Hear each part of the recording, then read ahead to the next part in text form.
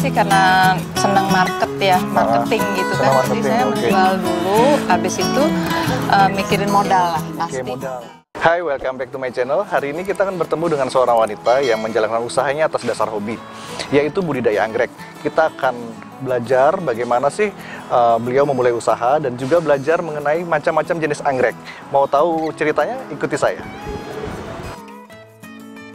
Hai, kita udah bersama Ibu Laksmi. Kita pengen Ibu Laksmi cerita sedikit nih, siapa sih Ibu Laksmi, terus usahanya di bidang apa, kenapa bisa memilih usaha ini? Perkenalkan, nama saya Ibu Laksmi, saya ibu rumah tangga. Awalnya berkecimpung di bisnis anggrek ini mulai dari hobi. Dari awal tahun 93 itu saya sudah mulai nanam-nanam bunga di depan rumah kecil-kecilan karena hobi aja. Hobi. Itu. Terus dari tahun 2009 akhirnya terpanggil gitu ya. Tergerak dari medsos, itu kan sudah mulai ada Facebook tuh, Facebook Pak. ya, 2009 mulai ya. Saya upload foto, akhirnya teman dari Bali menawarkan coba dicarikan saya bunga gitu kan. Bunga anggrek sebulan bisa nggak, mulai dari 50 pohon, 100 pohon. Akhirnya berjalannya waktu dengan air mengalir seperti itu, akhirnya saya sampai sekarang sudah 10 tahun. 10 tahun, oke. Dari Sudah 2009 ya. supply awalnya dari Bali dulu, dari temen. Kita kan sama-sama kuliah di pertanian Oh, ya. Ibu kuliah di pertanian, berarti memang udah sesuai bidangnya ya. Dan sesuai passionnya Ibu memang di dunia hobi ini ya. Jadi kalau emang kita menjalankan usaha atau bisnis di hobi ini, gimana sih rasanya, Bu? Gini ya, kalau hobi itu rasa capek, rasa lelah, semuanya itu berdasar apa ya? Semangat aja semangat gitu ya, loh, Pak. kerasa ya, kerasa ya. Jadi tidak jalan saya nyetir awalnya itu kan nyari bunga ini kan ke Subang tuh, Pak. Subang. Di sana itu saya kerjasama dengan PT Willis Agrolestari. Jadi saya agennya dia dari nol, saya bergabung dengan PT Willis Agrolestari itu, mulai ngambil dari 100 pohon. Jadi saya nyetir ke sana itu 3 jam. Ke Subang. Itu waktu Ibu tinggal di mana? Di Bekasi. Oke. Berarti dari 2009 itu Ibu nyetir sendiri ke Subang. Ya, bolak-balik tuh. Bolak-balik. Jadi ngambil pohon gitu. Bawa ngirim ke Bali. Langsung saya ke bandara ngirim. Ke bandara Dari awalnya mau masuk kargo itu nggak ngerti apa-apa. Nggak ngerti apa prosesnya, belajar, ya seperti apa. Packingnya juga belum ngerti, belajar. Betul. Jadi masuk ke kargo, Ibu harus ada surat karantina gitu kan. Oh, di mana tuh kantor karantina? Akhirnya tunjukin perjalannya waktu dapat surat, terus akhirnya minggu depannya lagi seperti itu. Terus akhirnya saya bergerak lagi ke daerah-daerah yang lain gitu, Pak.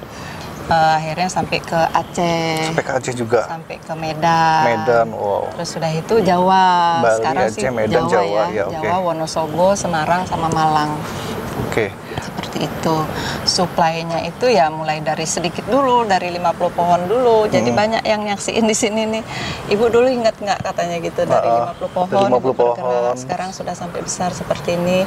Ya, alhamdulillah. Ya.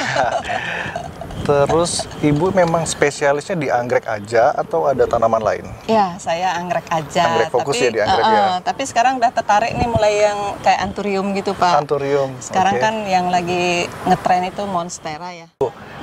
Kalau anggrek itu kan banyak jenisnya. Nah, itu ada nggak sih dia anggrek jenis A itu cocoknya di daerah yang dingin atau di panas gitu? Ada nggak? Ya, ada. Kalau anggrek bulan yang kayak seperti ini ya, Pak. Ini anggrek bulan. Udah itu dia tumbuhnya dari pembibitan itu dia butuh 3 tempat. Misalnya nih dari botol, kita keluarin dari botol, dia itu harus di kedataran yang sedang. Misalnya 600 meter dari permukaan laut. Oke.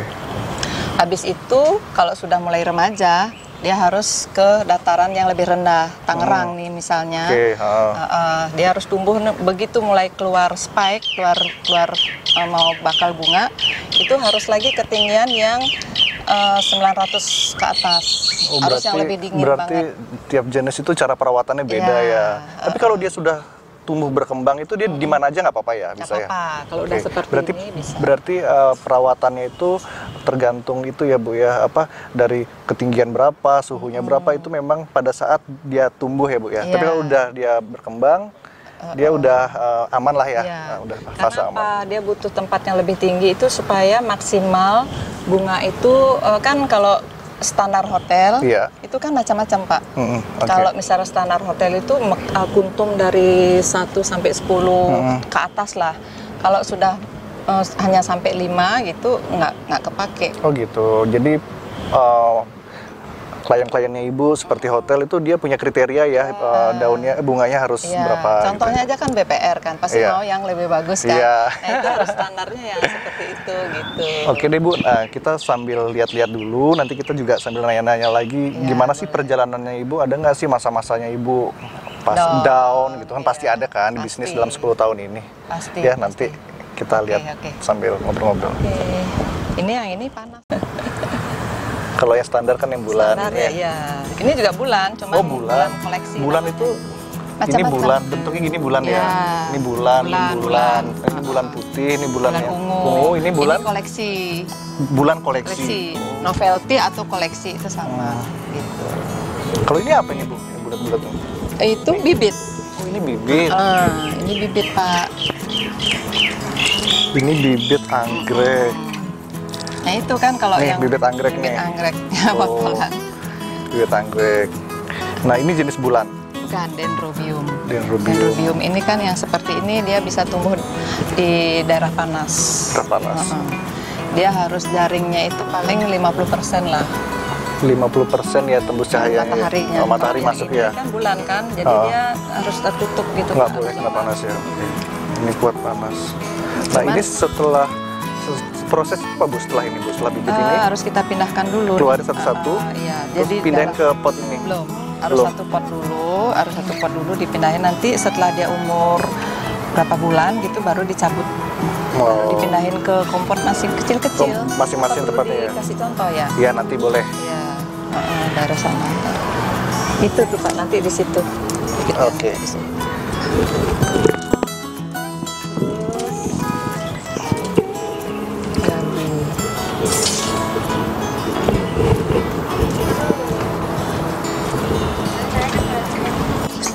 Oke, yang dari botol tadi, dipindahin di sini nih. Ya. Dipindahin di sini. Kemudian baru pindah satu-satu. Setelah besar lagi, ya dipindahin satu-satu seperti ini. Nanti baru ke sini. Nah, ini udah mulai mandiri dia nih, udah mulai disapih nih, setelahnya udah mulai disapih. Gitu. Oke Bu, tadi kan kita udah ngeliat beberapa, nanti kita keliling lagi lihat. Seperti yang saya pengen tanya tadi, ada nggak sih masa-masa Ibu lagi down itu? Apa mungkin lagi saat ini nih, lagi COVID-19 ini malah bagus penjualan atau malah menurun? Masa-masa sulit itu sebenarnya kan kalau kita bisnis itu kan ada perputarannya ya Pak. Ketika bunga lagi banyak, permintaan menurun. Ketika bunga lagi susah, permintaannya tinggi, itu sudah hukum gitu. Ini ya. Jadi kayak sekarang ini kan kita lagi permintaan banyak nih. Jadi harga anggrek tetap sih, kalau kita harga anggrek itu sudah ada patokannya. Tidak boleh naik, nggak boleh turun. Jadi sudah. Cuman kita memenuhi pasar itu nyut-nyutan gitu loh. Semuanya minta, kita tuh ya sebenarnya ini masalah yang bagus ya. Gitu, tapi ya udah kita harus kalau kita sudah langganan sama satu orang dan dia mengikutin kita susah dan seneng, jadi kita harus stabil ngasih dia barang. Harus tetap ya konsisten ya. Kalau bermain anggrek itu seperti itu. Kalau bermain anggrek begitu bunga susah, dia harus tetap sama kita. Begitu bunga gampang, dia harus tetap sama kita. Dia nggak boleh pindah-pindah Pak. Kalau misalnya anggrek itu lagi gampang kan kadang-kadang orang lain itu memainkan harga. Iya betul. Diturunin harga, terus dia pindah ke sana. Nanti begitu bunga susah, dia minta sama kita nggak kasih. Oke. Kalau misalnya pas lagi saya susah kayak kemarin COVID, itu stok anggrek itu benar-benar numpuk banget. Numpuk banget dan kita tuh bingung gitu loh. Ini mesti diapain karena nih harus keluar kan. Kalau nggak keluar kan udah rugi dong Pak. Karena Dia satu kali musim itu bibit yang berikutnya kan sudah nyusul. Berarti nunggu lagi ya berapa bulan tuh Bu biasanya? Berapa lama lagi nunggunya? Masa pembungaannya dia tuh hampir 4 bulan ya. Oh, berarti nunggu Jadi lagi kita 4 harus bulan nunggu lagi. dan dia harus kena cutting lagi, harus dipotong bunganya, harus dipotong, kita buangin gitu kan. Kadang-kadang ya udah kita bagi-bagi aja sama orang. Kalau sudah potong bunga. Cuman bagusnya kalau pohon itu kan bisa kita tumbuhkan lagi kan. Iya, bisa kita tumbuhkan lagi ya. Nggak seperti makanan, kalau nggak laku kan dia basi tuh. Iya. Kalau tanaman dia bisa nggak rugi, cuman waktunya yang kebuang ya Bu ya. Yang seharusnya itu sudah lepas, dia harus memenuhi tempat lagi kan. Kuota tempat sama bibit itu kan sudah nyusul lagi. Jadi kita harus ya begitulah bisnis gitu ya. Kita harus jalanin semuanya. Kalau dari 2009 kan Ibu tuh baru 50 pohon. Nah, sekarang udah 10 tahun ini Ibu kira-kira sudah berapa kliennya Ibu dan sudah berapa pohon kira-kira dalam sebulan? Kalau dalam sebulan per minggu aja kita hitunglah 900 pohon ya. 900 pohon ya. Kalau dikalikan 4 ya itulah. 3.000 Berarti sekian ya. Ini menjanjikan banget ya bisnis tanaman khususnya anggrek ini kan mungkin nggak semua ya kelas-kelas tertentu aja ya suka anggrek ya Bu ya. Ya kalau apa anggrek, memang sudah umum nih sekarang nih anggrek ini? Kalau anggrek itu pasarannya itu memang dari middle ke atas, tapi dia cenderung stabil dibandingkan dengan pohon-pohon yang lain. Contoh kalau misalnya anthurium zaman dulu itu ada anthurium yang gelombang cinta itu. Gelombang cinta ya, saya tahu kan itu waktu itu dapat musim, terus surut lagi. Ya. Orang yang sudah stok jutaan ya udah. Kalau anggrek itu dia stabil ya terus ya. Ini sangat menjanjikan ini Pak kalau bisnis anggrek. Apa ada gini nggak Bu, varian baru setiap tahunnya tuh nanti muncul varian baru mungkin dari perkawinan kawin silangnya pasti. Ada ya, ada varian baru ya. Itu di situ ada sih contohnya nanti. Ada varian baru, oke nanti kita lihat. Terus kalau di anggrek ini ada nggak perhimpunan atau asosiasinya itu? Nanti ada standar harganya harus sekian loh gitu. Perhimpunan asosiasi anggrek Indonesia itu ada Pak. Cuman kita itu masing-masing ini sudah tahu sih. Misalnya nih kita kan ada Eka Karya. Di sini ada Willis, ini perusahaan besar-besar nih. Kalau saya kan agennya, agen dari Willis, Eka Karya, Willis, Luna, terus apalagi ya banyak sih beberapa gitu ya. Saya tahu sih yang besar itu Eka Karya sama Willis. Jadi antara mereka sama Willis itu ya menjalin hubungan baik aja sih. Cuman barang-barang masing-masing sudah punya ciri khasnya masing-masing. Oh, udah punya ciri khas. Seperti apa Bu ciri khasnya? Contohnya nih. Kalau bunga Willis, si pedagang tahu sih Pak, oh ini punya Willis gitu ya. Dari segi kualitas, dari segi bunganya mereka udah tahu. Udah tahu ya. Kalau anggrek Eka Karya itu seperti apa, mereka tahu semua. Gitu ya, bisa seperti itu ya, ada ciri khasnya. Iya. Ibu kalau jalanin usaha ini berarti kan dari nol banget ya Bu ya. Nah, kira-kira kalau orang yang mau mulai usaha yang contohnya nih seperti Ibu, dia sesuai dengan hobinya, apa sih langkah pertamanya harus dilakukan? Saya awalnya sih karena senang marketing gitu kan. Jadi saya menjual dulu, habis itu mikirin modal lah, pasti modal. Modal, yang penting pertama itu kita punya market dulu. Dan kemauannya harus kuat ya. Kalau kita mau lakukan sesuatu kan kita harus ada kemauan yang tinggi, ada semangat yang tinggi. Kalau sudah kemauan, semangat yang tinggi, otomatis yang lainnya bisa mengikuti. Yang lain seperti modal itu kan sudah harus. Terus penyediaan barangnya juga. Kalau kita cuma bertani tidak ada marketnya juga kan susah. Benar sekali. Berarti memang bisnis itu memang ya harus jualan ya Bu ya. No sales, no income. Ya, benar.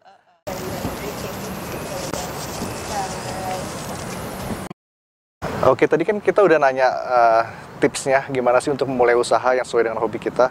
Nah, pertanyaan terakhir aja deh. Kalau harga anggrek itu dari paling murah sampai paling mahal itu berapa sih Bu? Yang sudah berbunga? Yang sudah berbunga, yang udah jadi, yang siap kita nikmati. Kalau anggrek bulan itu harga dari 95 sampai harga 125. 125, oke. Kalau anggrek dendro itu dari harga 50 sampai harga 75.000. Dendrobium itu sejenis ini Pak. Nih, kalau yang anggrek ini dendrobium. Nah, ini kan kecil deh ini. Ini kalau Bapak naik pesawat di bandara kan ada nih. Iya. Ya, ini nih yang dendrobium sonia namanya. Ini yang laku di pasaran. Berapa kalau ya untuk range-nya?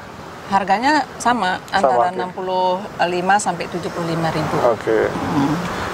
Itu kalau yang Indonesia Raya ini agak mahal karena ini orang hobi. Indonesia Raya. Oh, namanya Indonesia Raya. Dendrobium Indonesia Raya namanya.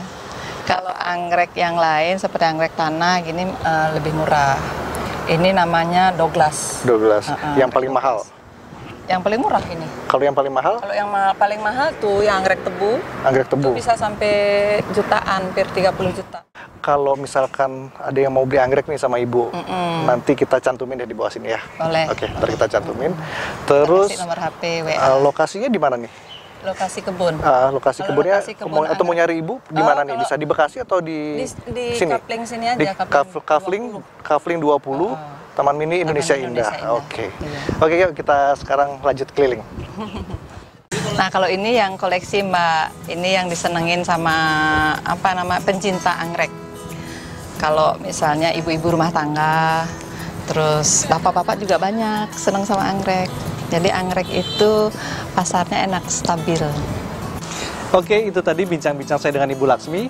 Mudah-mudahan video tadi bisa bermanfaat bagi kalian yang ingin memulai usaha atas dasar hobi kalian.